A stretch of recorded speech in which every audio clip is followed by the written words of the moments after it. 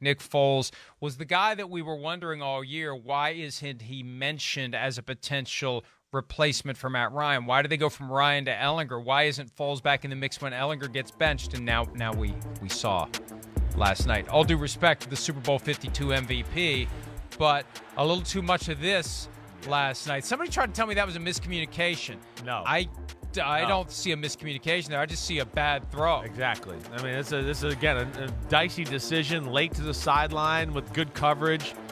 This right here, not seeing the cover 2 corner on the opposite side of the field with a guy crossing that far. You got to realize that, hey, there's zone. There's going to be somebody there. Kind of surprising to see him make those mistakes.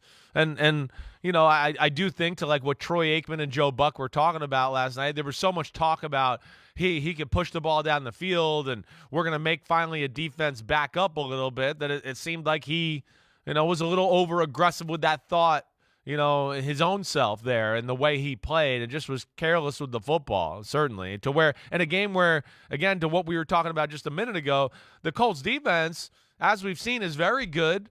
And, yeah, the dam breaks because the offense is on the field for 3 plays and off the field right after that, but was doing everything they could to keep the team in the football game and keep it manageable. But they couldn't do anything on that side of the ball. And, slowly but surely Herbert and company just wore out that Colts defense. Nick Foles continues to be one of the most fascinating figures in league history, where he's had these flashes where the clouds part, the planets align, everything goes well, but it's temporary. We saw it early in his career with the Eagles. We saw it in 2017 after Carson Wentz got hurt and he came in and just won one game after another and ended up beating Tom Brady and the Patriots in the Super Bowl. But then we see so many of these instances where he's less than ordinary. It really is bizarre. Well, but bottom line is changes are coming for the Colts after this season. One last point. Jim Irsay said Jeff Saturday may actually be the coach next year. Chris Ballard will definitely be back as GM. Saturday may be the coach. And I still think Irsay is going to do whatever he has to do to justify keeping Saturday, even if they finish 1-7 with Saturday as the interim coach, Chris. Well, that's Colt shit right there. I mean, that's horse shit. I doubt it. That's bullshit, Colt shit, whatever you want to call it, okay? It's one of them, all right?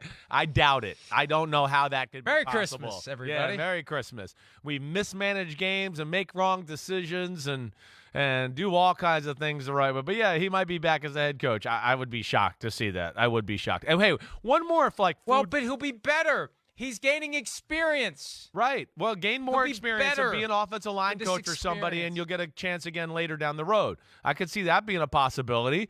Go do it that way. I don't understand where the Colts would even think this could be remotely successful with this way. And if it goes bad, it's going to be one of those where everybody's going to be like, are you stupid? Did you think you thought this was going to work? It doesn't seem like there's a lot of positives that come out of that.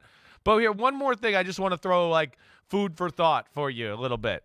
Because I had somebody say this to me over the Christmas holiday a little bit. And isn't it odd that a guy like Nick Foles gets viewed as like more clutch than Kirk Cousins? Or like almost people have a better thought of him in their mind. A guy who can't really be a starter in the NFL. He had a 3-game run, really a 2-game run. He was horrible in the divisional playoff game and almost lost it for them. But we view him as Super Bowl winner, clutch guy. And there's Kirk Cousins, who's like top 5, top 6 in quarterback rating every year and does all these great things. And we just absolutely trash him. I don't know. Sorry. Just food for thought. I thought it was kind of interesting. Hi, it's Mike Florio. Thanks for watching PFT on YouTube. Hit subscribe for the latest news and analysis from Pro Football Talk.